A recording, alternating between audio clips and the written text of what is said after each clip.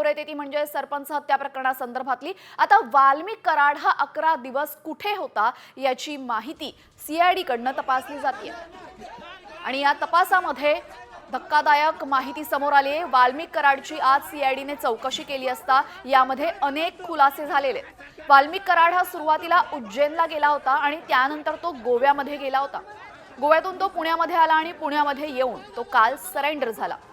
वाल्मिक आणि इतर आरोपींचे राज्यातल्या वेगवेगळ्या शहरांमध्ये बँक अकाउंट आणि मालमत्ता असल्याचंही चौकशीमध्ये समोर आलेलं आहे। काल वाल्मिक कराडने पुण्यामध्ये सीआयडी कार्यालयासमोर आत्मसमर्पण केल्यानंतर आता त्याची चौकशी सुरू झालेली आहे आणि या चौकशीमध्ये धक्कादायक खुलासे होत आहेत। दरम्यान कराड हा नक्की कुठे कुठे लपला होता आपण पाहूयात ग्राफिक्सच्या माध्यमातून।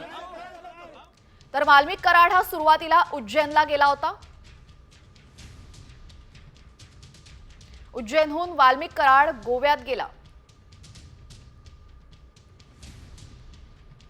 गोव्यातून तो पुण्यामध्ये आला आणि पुण्यामध्ये येऊन सरेंडर झाला। कराड आणि इतर आरोपींचे वेगवेगळ्या शहरांमध्ये बँक अकाउंट असल्याची धक्कादायक माहिती समोर आली आहे। तर वाल्मिकच्या वेगवेगळ्या शहरांमध्ये मालमत्ता असल्याची माहिती सुद्धा समोर आली आहे।